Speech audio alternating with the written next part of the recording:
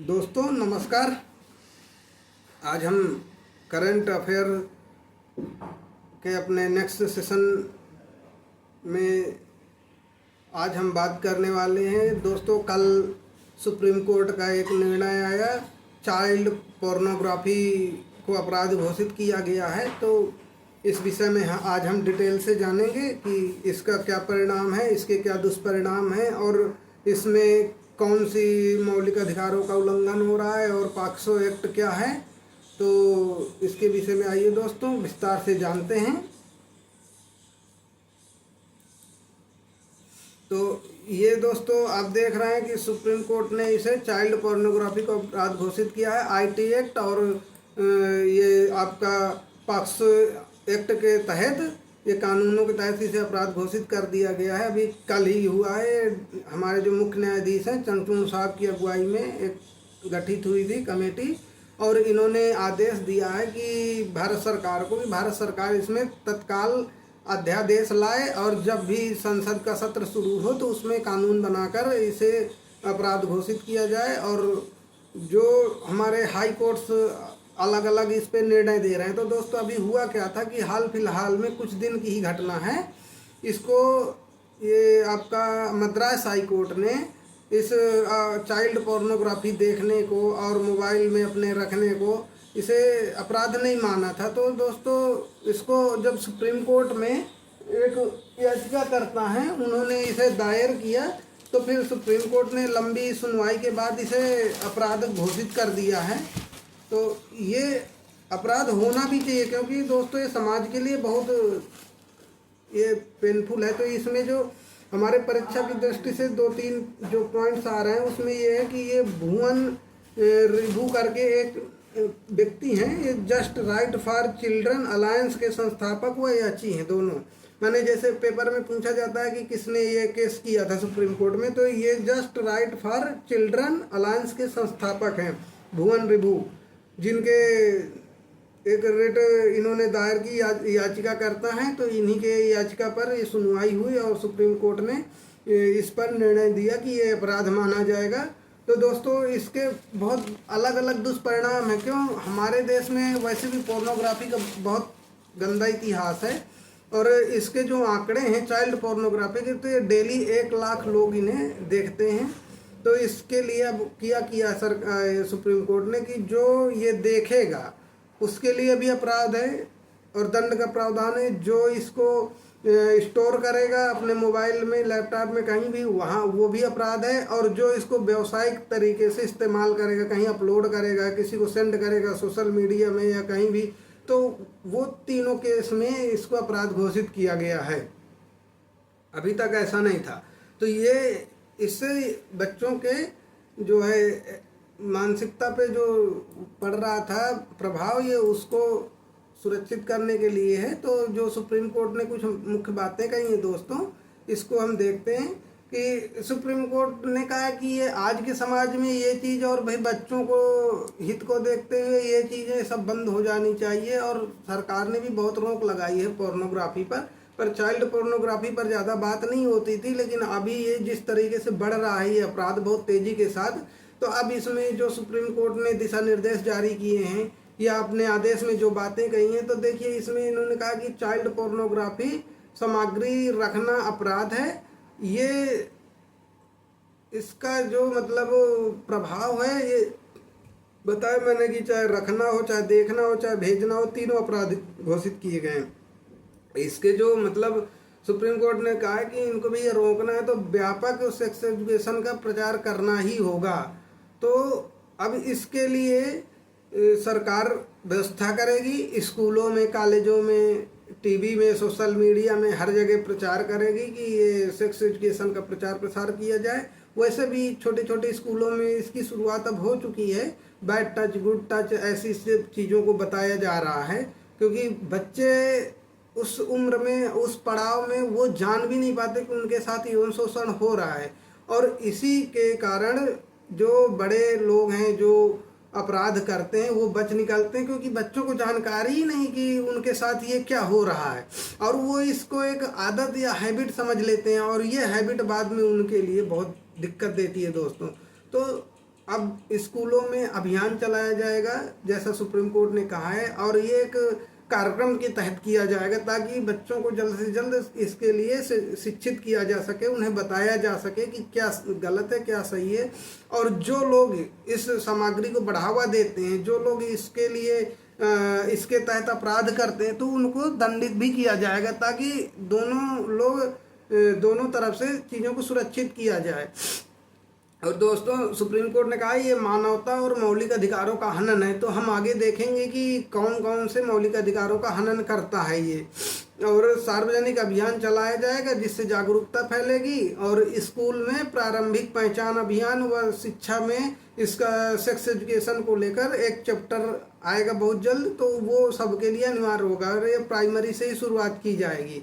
तो और इस पे सुप्रीम कोर्ट के जो और मुख्य बातें उन्होंने कहा कि यौन स्वास्थ्य पर चर्चा होनी चाहिए, जो हमारे देश में अभी तक नहीं होती थी, लेकिन अब इसको सार्वजनिक तौर पे ये होना चाहिए कि इसका यौन स्वास्थ्य पर क्या प्रभाव पड़ता है पोर्नोग्राफी का। इन सब पर एक सोशल सामाजिक उस पे प्लेटफॉर्म पे आके एक चर्चाएं होनी चाहिए, और यौन घटनाओं को कैसे रोक सकते हैं और इनके लिए क्या उपाय किए जाने चाहिए, इन सब पर एक विचार विमर्श होना चाहिए व्यापक स्तर पर।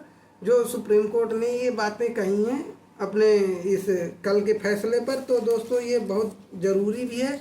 और अच्छा, अभी तक चाइल्ड पोर्नोग्राफी करके नाम इस्तेमाल होता था, लेकिन सुप्रीम कोर्ट ने इसके लिए नाम भी बदलने का सुझाव दिया सरकार को बोला कि इसे इस चाइल्ड पोर्नोग्राफी की जगह बाल यौन उत्पीड़न व शोषणकारी सामग्री नाम देना चाहिए, क्योंकि हम जब पोर्नोग्राफी शब्द का इस्तेमाल करते हैं तो वो एक निगेटिव वे में चला जाता है। तो अब हमको पॉजिटिव चीज़ों को लेके चलना है, तो पॉजिटिव करने के लिए सुप्रीम कोर्ट ने यही कहा कि ये बाल यौन उत्पीड़न के नाम से जाना जाए, ताकि इसको लोग आसानी से समझ सकें कि उत्पीड़न में क्या क्या आता है। सारा कुछ आ जाएगा जितना कुछ होता है, good touch, bad touch, humiliation करना या कोई और तरीके से अपराध करना, जो वर्बली अपराध करना, ये सब उसमें उत्पीड़न के तहत आ जाएगा। तो इसका ग्राफ बढ़ जाएगा, और इसके लिए जब ग्राफ बढ़ेगा तो फिर कानून की जो धाराएं वो भी बढ़ना शुरू हो जाएंगी, और इसको शोषणकारी सामग्री कहा जाएगा। तो जो संविधान में बलात्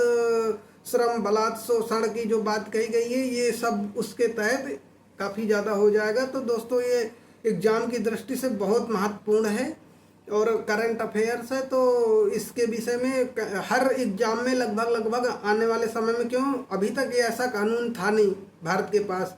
पोर्नोग्राफी को लेकर तो था, लेकिन जो अभी 16 में गवर्नमेंट ने नया संशोधन किया था, लेकिन फिर क्या नाम से कि ये अभी बच्चों में नहीं था, चाइल्ड पोर्नोग्राफी को लेकर नहीं था। लेकिन अभी जब ये आ गया है तो ये अभियान भी चलाया जाना, व्यापक इसका सामाजिक स्तर पर इसका कार्यक्रम होना है। तो ये पेपर की दृष्टि से, और खासकर बड़े एग्जाम्स में जो रिटन एग्जाम लेते हैं, जो आपके IAS, PCS, RO, ये जितने भी बड़े एग्जाम्स होंगे, इन सब के लिए बहुत महत्वपूर्ण है ये टॉपिक। तो इसे ध्यान से अपना पढ़ना है और इसके प्रमुख चीज़ों को याद रखना है कि क्या क्या सुप्रीम कोर्ट ने वर्डिक्ट्स दिए हैं, और इस पर व्यापक चर्चाएं होंगी। तो इस पर ज़्यादा विचार विमर्श किए जाएंगे, और इसके जो दुष्परिणाम हैं दोस्तों चाइल्ड पोर्नोग्राफी के, वो कुछ ऐसे हैं कि बच्चों के स्वास्थ्य पर बहुत बुरा असर पड़ता है। क्योंकि बच्चे छोटे होते हैं, वो चीज़ों को बता नहीं सकते अपने,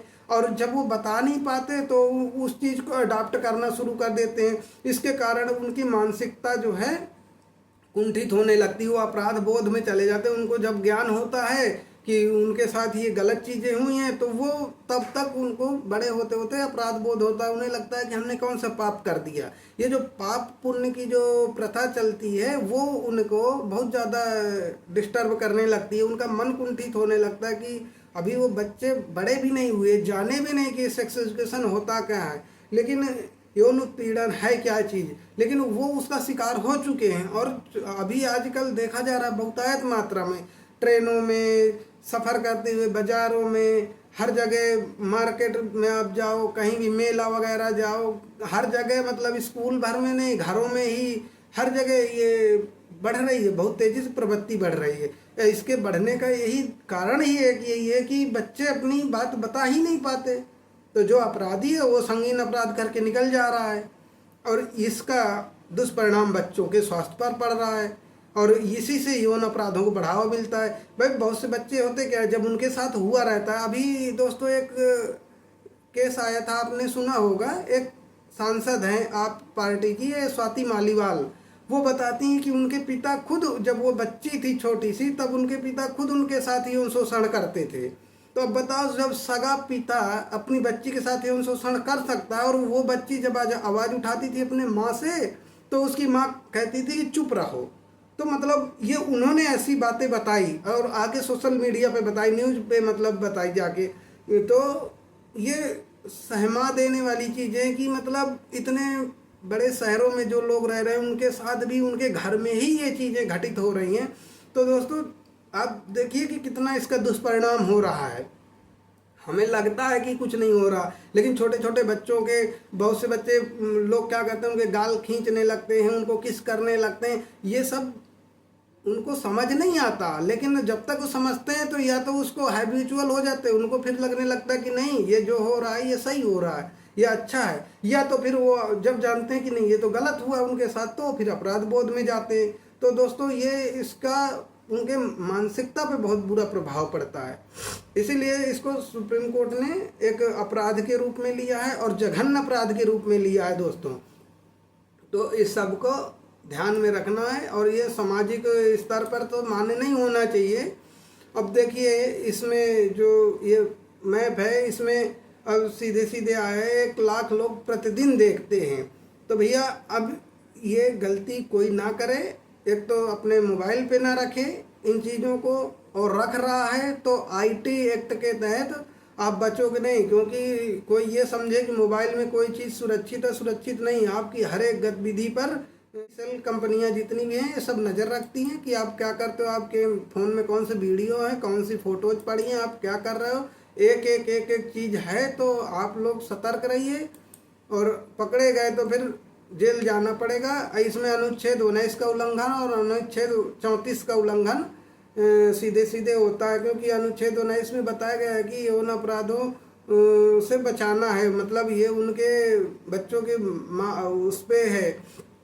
और 34 में तो सीधे सीधे अपराध घोषित किया गया है। तो ये मौलिक अधिकारों का हनन इस प्रकार से होता है। इसमें पॉक्सो एक्ट जो मेन इसमें जिसके तहत इनको वो दे दिया जाना है दंड।